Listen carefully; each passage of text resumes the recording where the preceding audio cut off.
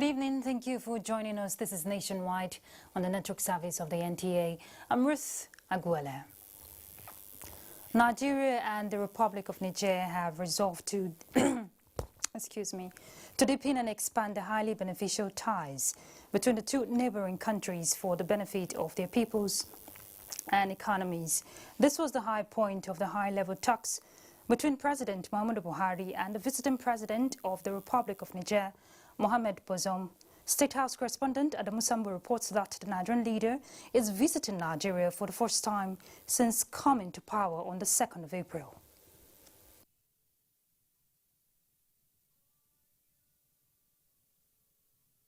Des relations commerciales très intenses. Nous avons les mêmes intérêts économiques.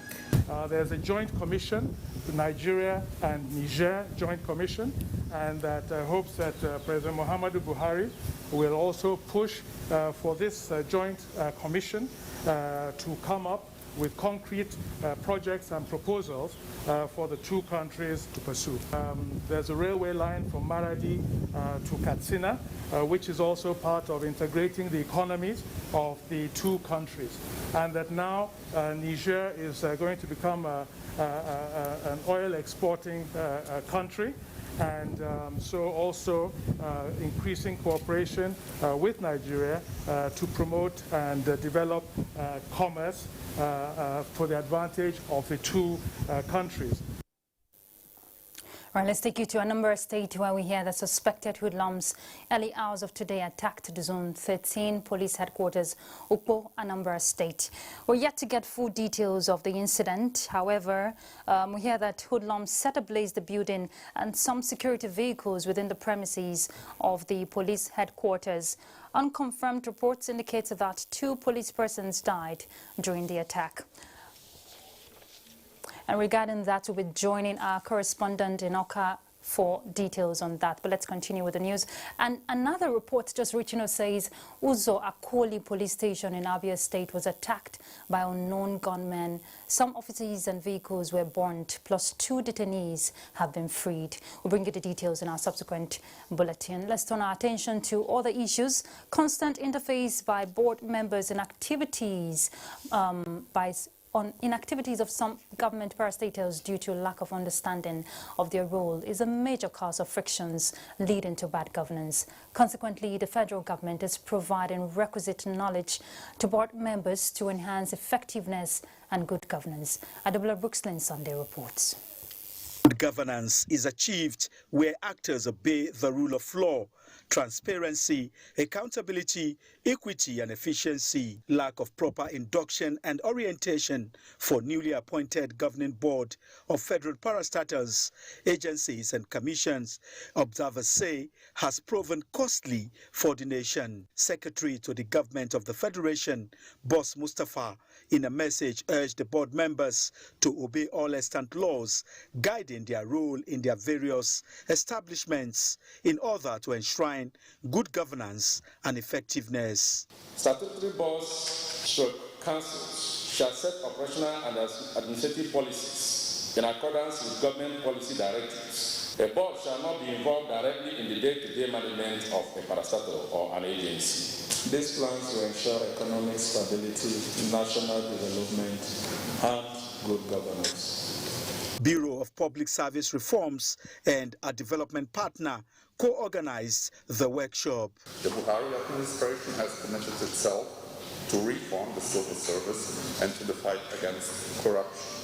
Concerned with the increasing number of disputes and misunderstandings between board members and chief executives of parastatals and agencies, based on this, government directed for us to do this training. The board sometimes behaves and operates as if it's the executive. They are really to provide the guidelines for policy, oversight function. They are part-time, they are not full-time.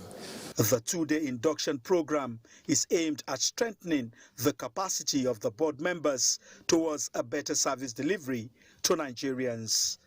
Adebola Brookslyn Sunday, NTA News. All tiers of government must cut down on non-essential expenditure in order to help defray the cost of providing critical infrastructure and social amenities for Nigerians.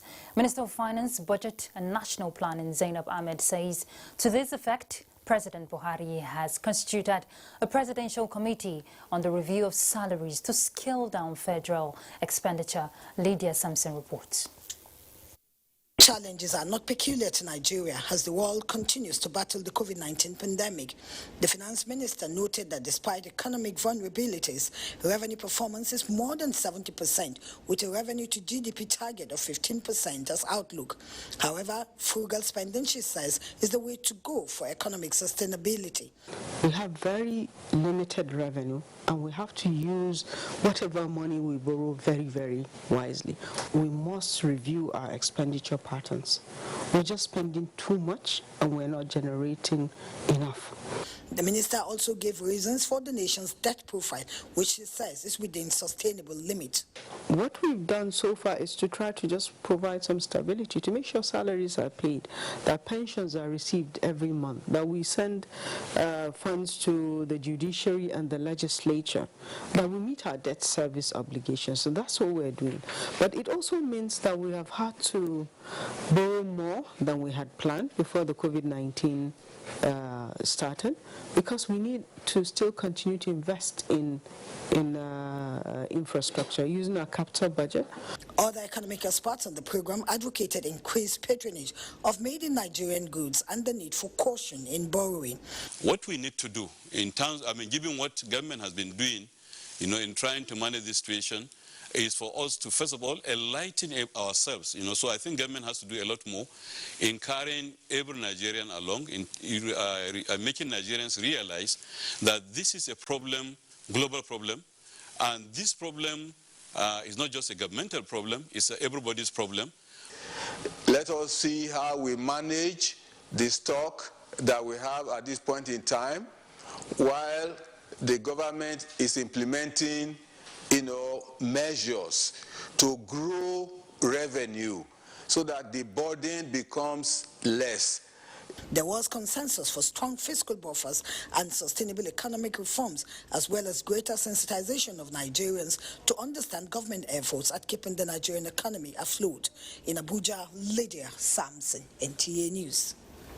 The federal government has completed plans to establish a special agro-processing zone in Ikom, Cross River State, for the South-South region in Nigeria. A federal government delegation said this during an inspection of agro-allied industries in Cross River State. Paul Abel reports.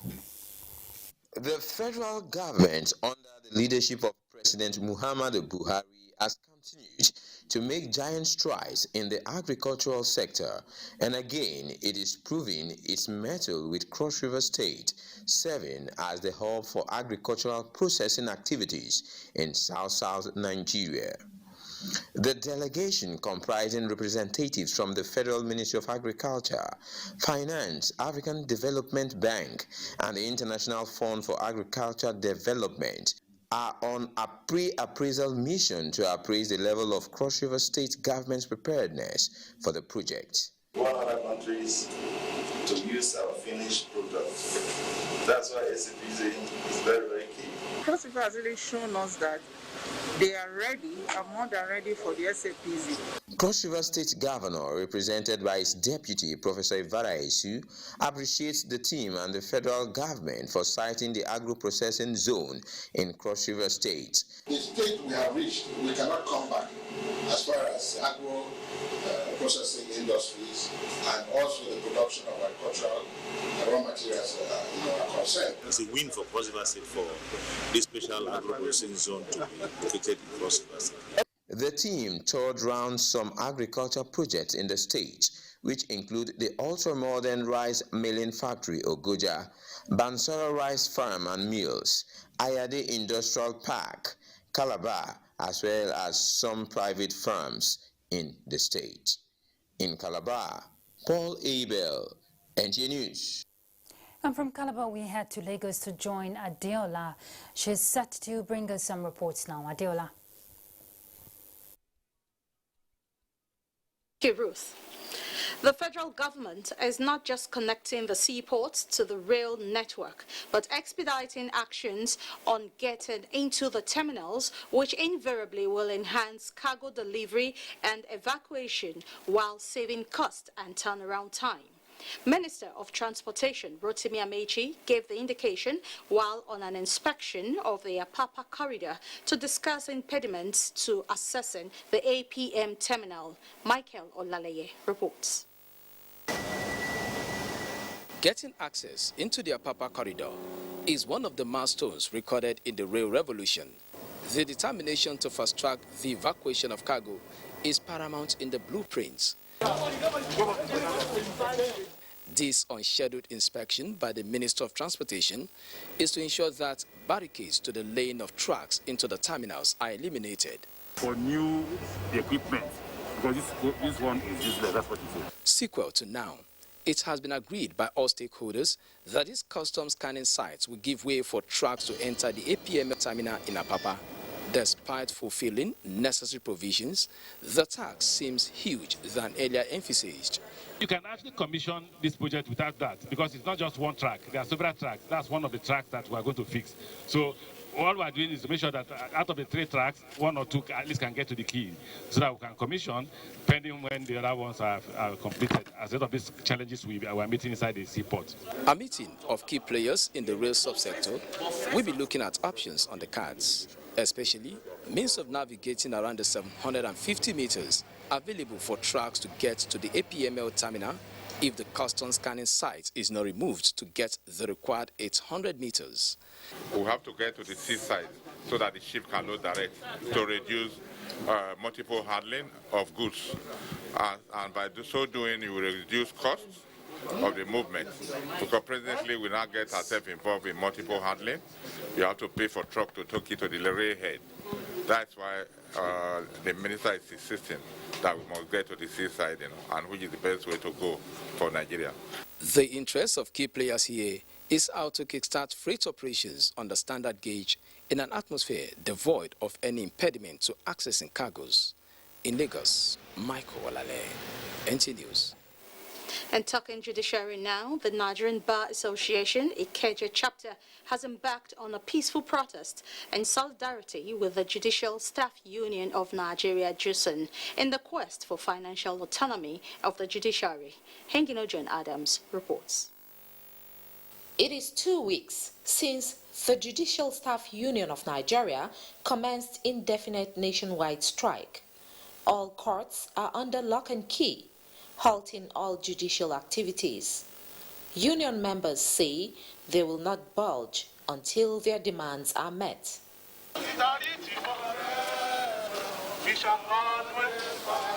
Now that the Nigerian Bar Association has added its voice to the issues at stake, more attention is being drawn to urgently enforce the so much advocated autonomy to promote productivity in the sector. Constitutional provisions that had been ignored and rejected and brazenly trampled upon by the state governments all over the country. We of the MBA feel that it's actually our responsibility. We are leading stakeholders, and that's why, as of necessity, we must join them. We are actually taking the march and delivering a letter to the governor today that we are calling for the full implementation of the provision of the Constitution as it borders on financial autonomy for the judiciary. That the era where judiciary will have to go cap in hand to the executive to beg for their projects to be run should be a thing of the past, because it violates the provision of the 1999 Constitution as amended. The peaceful protest is expected to be replicated in all the branches of the Nigerian Bar Association across the nation. In Lagos, Hengino John Adams, NTA News. Those are the stories from Lagos for now. We shall take our first break. And when we return, Nationwide will continue with Fatima in Makurdi. To stay.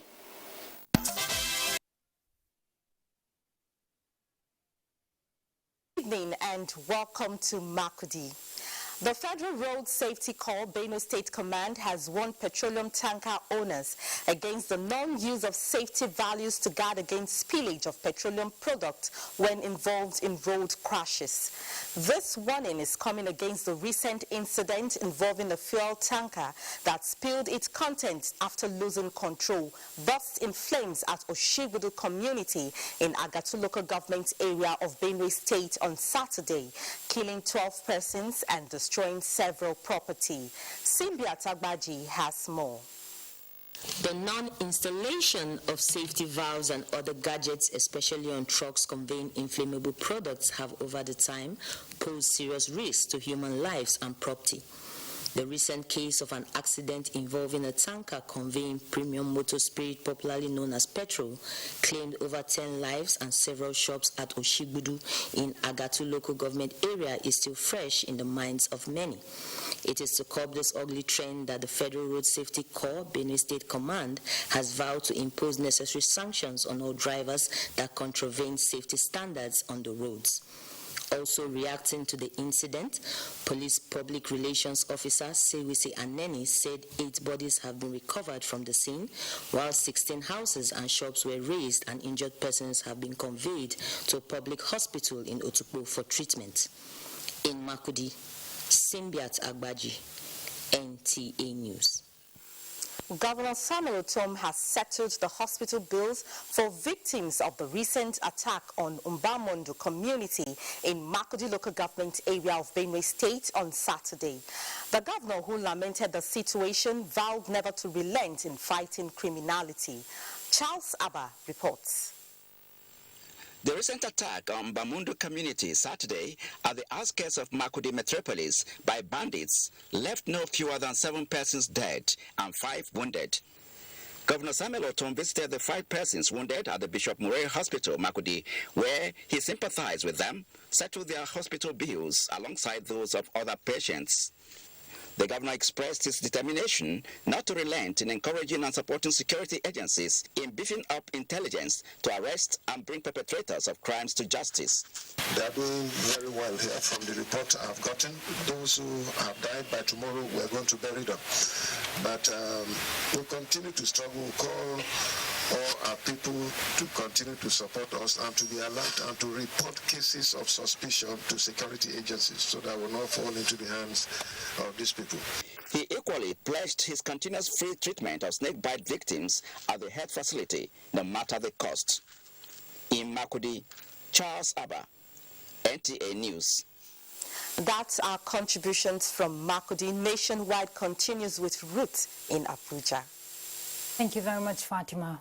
Federal government says it will continue to engage best educationists and other endeavors towards repositioning Nigerian universities with the aim of driving the country's inevitable transition to knowledge-based economy. Now, this was at the inauguration of governing councils of 5 universities.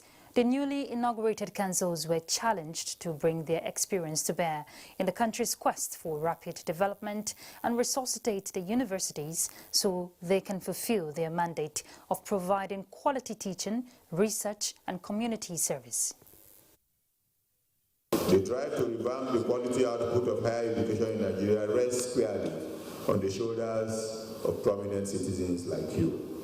Governing councils are expected to concentrate on broad policy issues, adopting best practices, monitoring of institutional projects, and securing additional funding to improve the facilities and infrastructure that will promote teaching, research, and learning in your institutions. We too are undertaking today to be a significant part of the process of reinvigorating the tertiary education system in this country. It will be recalled that federal government had cast to dissolve councils of universities of Lagos, Port Harcourt, Ibadan and maritime universities arising from their inability to discharge their duties accordingly, while that of Obafemi Awolowo's tenure expired 3 months ago. And more from the education scene, the National Board for Technical Education has commended the College of Agriculture, Science and Technology, Lafia, Nasarawa State, for upgrading the institution to provide effective learning. Leader of the delegation, Dr. Rufai Ibrahim, gave the commendation when the team visited the college on an inspection tour of facilities for accreditation of more courses. Abigail Bashir reports. The visit is not far-fetched from ensuring that the institution meets the status of accreditation by the board. Already, the institution has undergone upgrade of facilities as well as construction and renovation of structures to meet up the standard. It is also working to expand courses in sciences and management technology as well as engineering. Leader of the team, Dr. Rufai Ibrahim, harped on more support for technical and vocational education. He intimated the management that more teams will be coming for roundup inspection. We have been great reaching of where. So we ask the state government to continue to do more to lift the college in terms of teaching and learning. Provost of College of Agriculture, Science and Technology, Musa Yahaya Mikafi, assured the team that the college will continue to live up to its mandate, especially in training its students on modern agriculture. You will notice that some new structures have been put in place in the college since the last visit in 2017. This is credited to the massive support received by His Excellency, the Executive Governor of Nasarawa State, Engineer Abuja. The verification exercise is expected to last for 5 days. In Lafia, Abigail Bashi, NTA News. Our next stop will be Port Harcourt, and Gabriel will guide us.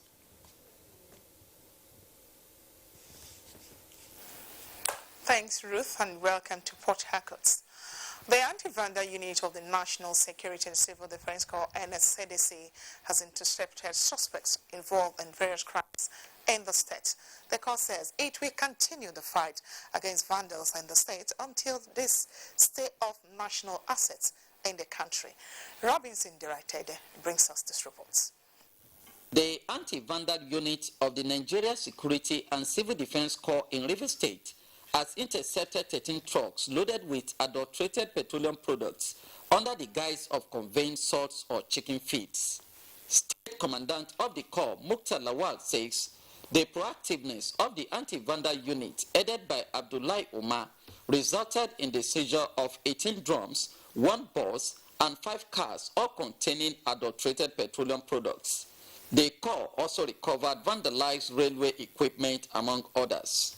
The fight against vandalism along the rail tracks and all oil installations in Rivers State is ongoing and will not stop until vandals stay off the critical national assets and infrastructure in the state.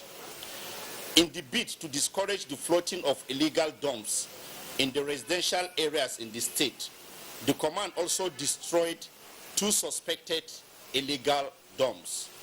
Also, since this is a farming season, measures have been put in place by the command to ensure that farmers and herders go about their businesses without fear of possible attacks. The command paraded 37 suspects in connection to the crime, 8 of whom were handed over to them by the Nigerian Navy for impersonation. In Port Harcourt, Robinson Teratede, NTA News. The tranquility that comes with the acronym of calm and live in Beatrice, Calabar, seems to be fast eluding the city due to the increasing rate of crime, the recent being allegations of beheaded bodies dumped in a valley, and other crimes. Justina Etim takes a look at the security situation in the city of Calabar and now brings us the reports. It was due to increasing cases of kidnapping, armed robbery, cultism, and the likes that the Cross River State government constituted a joint security outfit codenamed Operation Akbaku to tackle these challenges, and this task force has to an extent lived up to expectation. Just when it seems like the people of Calabar were sleeping with their eyes closed, crimes and criminalities are resurfacing in the metropolis. And the recent is the story of severe decomposed bodies dumped in a valley, as well as allegations of a 58-year-old woman raped and murdered in her residence, trending in the social media. How do these people get into Calabar when we know that at all these strategic points, there are security operatives? One day before yesterday, they robbed parliamentary area, and that is not good. Even this operation Akbako, they are not helping matters. While we congratulate the Excellency for taking that bold step, we also encourage him to also fortify it again, or let him step it up again. The Cross River State Command of the Nigeria Civil Defense Corps confirmed that 8 decomposing bodies were found in a valley, though they were not headless. The police public relations officer in a telephone call says the command has not received any reports on the dead bodies, while the young man who claimed on social media that his mother was raped and murdered is not picking her calls. In Calabar, Justina Etam, NTA News. That's all from Port Harcourt. Nationwide continues with Muhammad in Maiduguri after this break. Stay with us.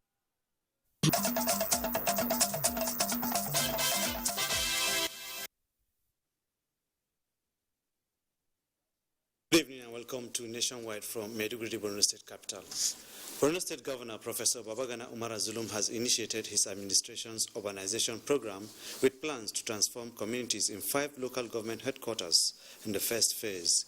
The governor announced this in Mafa town while inspecting ongoing developmental projects in the council headquarters, in addition to provision of humanitarian support to the people.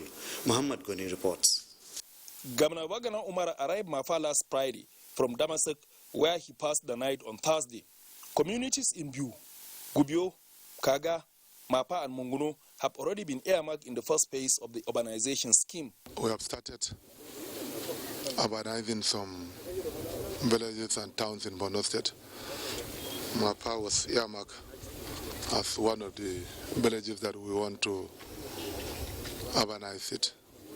We have started construction of befitting quarters to provide accommodation to public servants that are residing in this community. Professor Babagana Umar supervised distribution of food and cash support to 9,400 interns.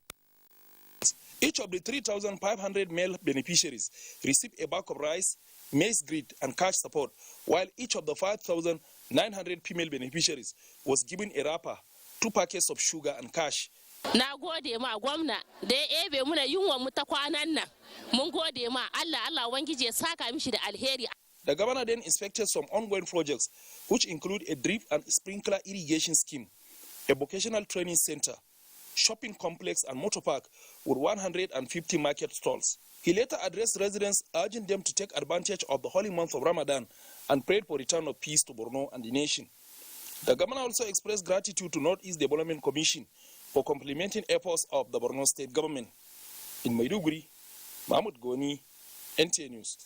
The federal government conditional cash transfer program has commenced in Borno State with the training of local government facilitators for the exercise held in Maiduguri, the state capital. The cash transfer facilitators from 13 local governments who participated in the training are expected to coordinate display of beneficiaries lists from wards and communities and subsequent enrollment for the monthly household uplifting stipend. Yagun Subukar has details. The Conditional Cash Transfer Program, an initiative of the federal government with the slogan, Better Don't Come, is aimed to help the poor graduate from poverty and build resilience to withstand shocks and risks. The program is also geared towards enhancing human capital and promote sustainable livelihood. About 13 local government areas are participating in the step-down training, where they will be guided on how to go about the enrollment program. Enrollment Manager, National Cash Transfer Office, Sadia Abdullahi, while giving an overview of the program to the local government facilitators, urged them to discharge their duties diligently. The program targets the poorest of the poor in our communities with the objective of smoothing household consumption through regular and accessible cash transfers monthly, 5,000 naira. Sadia Abdullahi equally informed that in spite of the successes recorded by the federal government in the conditional cash transfer in the country, there are some challenges also encountered. State head of unit in Borno, Babagwani Ali, urged the facilitators to be committed for the program to meet its desired objective. In Maiduguri, Yagum Subukar, NTA News. Those are the stories from Maiduguri. It is back to Ruth in Abuja. Thank you very much, Mohammed. And welcome back to Abuja. The Firearms Act of 2004 apparently did not provide adequate sanctions enough to deter smugglers of firearms and their benefactors. Now, this no doubt is reflected in the recurrent seizures by the Nigerian Customs Service of illegally imported firearms. With the security situation in the country, the Senate is considering a bill that seeks to amend the Firearms Act and increase its penalties. The bill, having passed second reading, has been subjected to public hearing. Let's hear more from Ignatius Onkwo. On the 16th of February 2021, the Senate passed the Firearms Act Amendment Bill for second reading and referred it to the Senate Committee on Judiciary, Human Rights and Legal Matters for public engagement. 2 months after, the bill, sponsored by Senator Obasani, seeking to provide stiffer penalties for illegal possession of firearms, has been subjected to public hearing. In order to provide for stringent punishment for people who illegally import firearms into the country. Firearms bill once more brings arms bearing in relation to safety and security. To establish comprehensive and coordinated disarmament and arms destruction ceremony. Agencies concerned, the Nigerian Army, Navy, Immigration, Nigerian Law Reform Commission, and the National Boundary Commission made critical submissions. Section 27, that is of the Principal Act, which provides for a fine of 1,000 naira, which the bill seeks to increase to 1 million. The Nigerian Force recommends the imposition of a stiffer penalty, such as the fine of 3 million naira. That section 39(1) should include homemade firearms, which are called ghost guns. The Senate Joint Committee on Judiciary, Human Rights and Legal Matters, Navy and Marine Transport also sought public opinion on the Exclusive Economic Zones Act Repeal and Reenactment Bill, which seeks to unify Nigeria's marine laws. In the absence of an agreement, the delimitation of this zone as between Nigeria and any other coastal state shall be in accordance with Part 15, Roman numeral, of the United Nations Convention on Law of the Sea. The proposed law, sponsored by Senator George Sekibo, is also expected to give Nigeria claim to all its marine jurisdiction. From the National Assembly, Ignatius Nkwo, NTA News. Let's turn our attention to the judiciary. Members of the Nigerian Bar Association have embarked on a peaceful protest to the National Assembly to show support to the Judiciary Staff Union of Nigeria, who are demanding financial autonomy for the judiciary. Dayo Ogunshola reports. The Judiciary Staff Union of Nigeria has embarked on strike to drive home the demand for financial autonomy of the judiciary, especially at the state level. To support this agitation, body of lawyers in Nigeria was at the National Assembly to meet the leadership of the nation's legislative body to drum up support for the demand. Although the lawyers were unable to gain access to the National Assembly, nevertheless, they presented their messages. Please urge the federal government to put into effect the particular term that says that the Accountant General can withhold the funds meant for the judiciary and pay same to the heads of the judiciary without recourse to the state governors. It must not be misunderstood. We are here as a body to support JUSUN because we are on the same page on this narrow issue with the federal government of Nigeria, with even the National Assembly, where there has been strict compliance. And you and I know that if somebody has to give you money to run your house, that your house is not independent. You who is running that house cannot claim to be independent. While reacting to inability of the lawyers to gain access to the National Assembly, Deputy Clerk to the National Assembly, Bala Mohammed Jabani blamed it on communication gap, requesting a new arrangement for the umbrella body of lawyers to meet the leadership of the nation's legislative body. From the National Assembly, Dayo Gunshola, NTA News. In a related development, the Judiciary Staff Union of Nigeria is to meet with the Minister of Labour and other stakeholders towards finding a solution to the lingering dispute arising from non-implementation of financial autonomy for judiciary. Omenka Amarachuku reports that a leader of the union made this known during a peaceful protest in Abuja.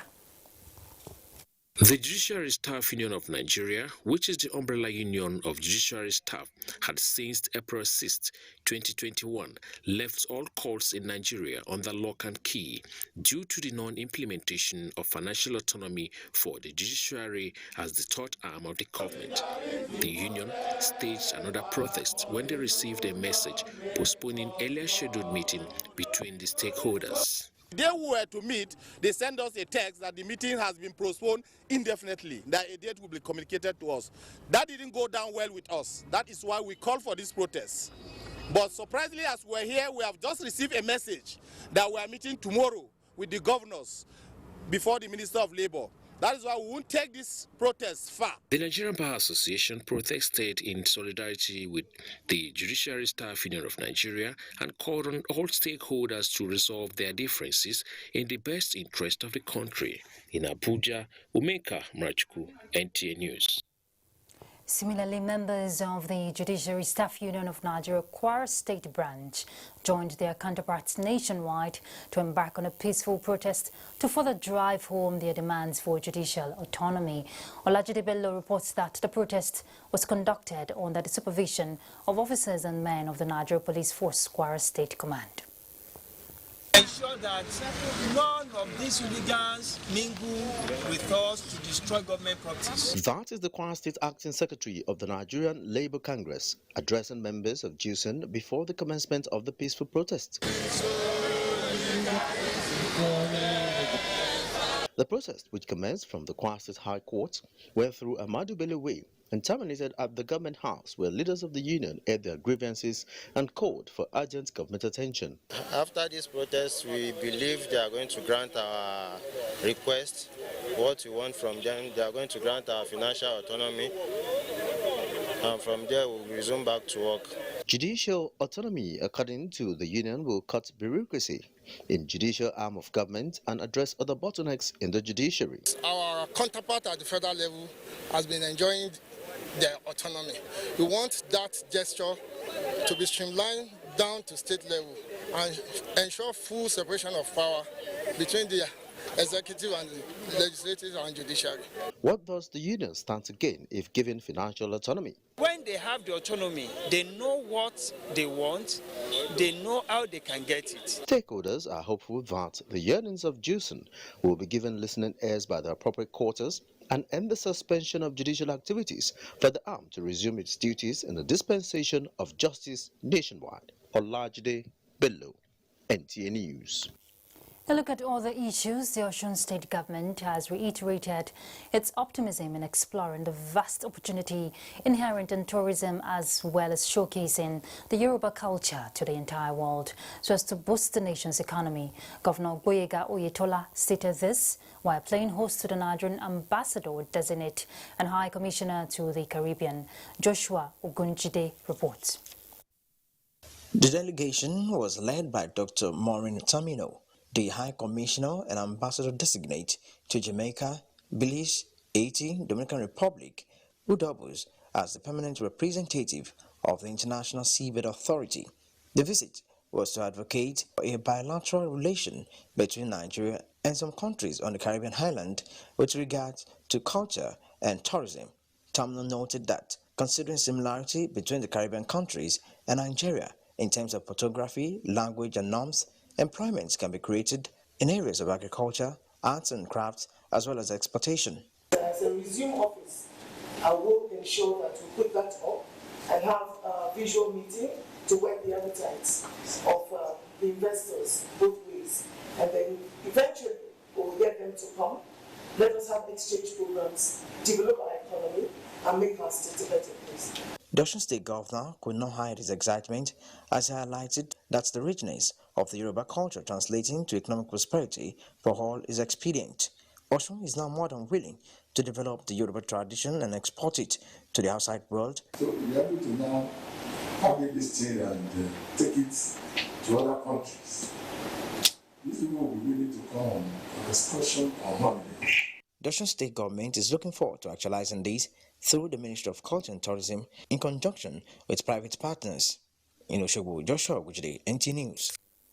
Minister of Foreign Affairs Jeffrey Onyama and the Managing Director of the Nigerian Film Corporation, Dr. Chidia Madwekwe, are collaborating to attract foreign investors to Nigeria.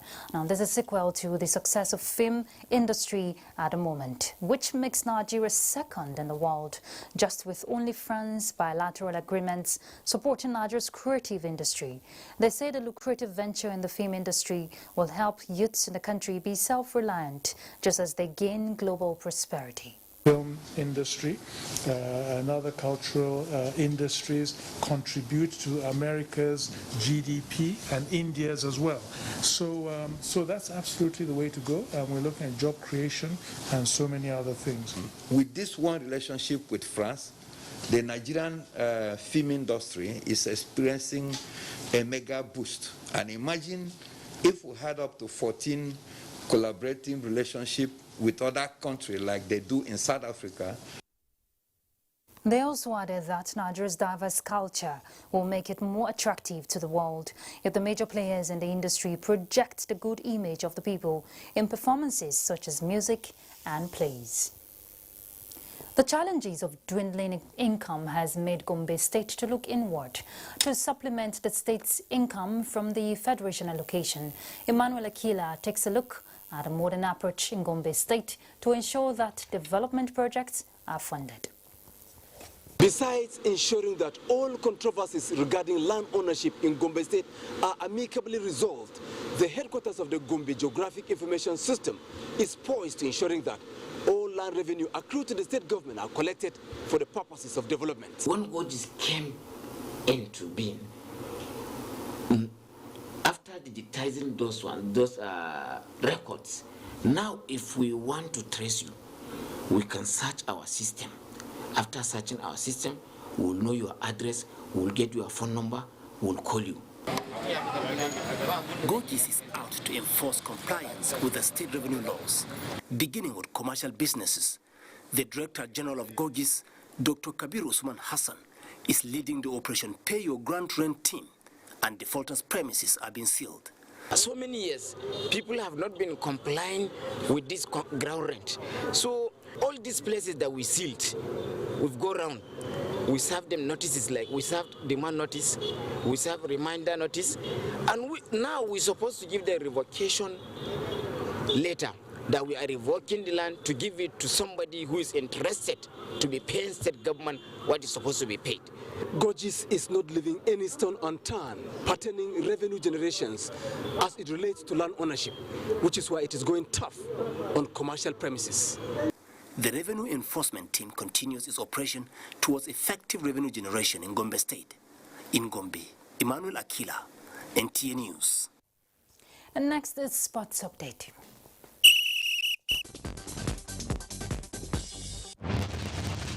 Time to bring you up to speed with some trending sports stories. I am Bade Adeleye. Minister of State for Education, Chukwuemeka Nwajuba, has commended the Nigeria School Sports Federation for their Support School Sports initiative, which is aimed at ensuring that all primary and secondary schools in the country have sports as a core curricular activity. The minister gave the commendation while granting audience to the Federation in Abuja on Monday. Everything you have enumerated sounds fantastic. I would love to do that. The essence of this visit is to say yes to school sport and also to ensure that we revive inter-house sports in our schools. There is a ray of hope for grassroots sports talents in the Federal Capital Territory after certified instructors in gymnastics, badminton and basketball used the 2021 International Day of Sports for Peace and Development to expose kids, including those in IDP camps, to the sports. We're trying to see how we can get our children's mindset back to doing sports. To a bit of handball now. Former national and international handball players under the auspices of Mega Veterans Association are ready to partner Handball Federation of Nigeria in grassroots developmental program.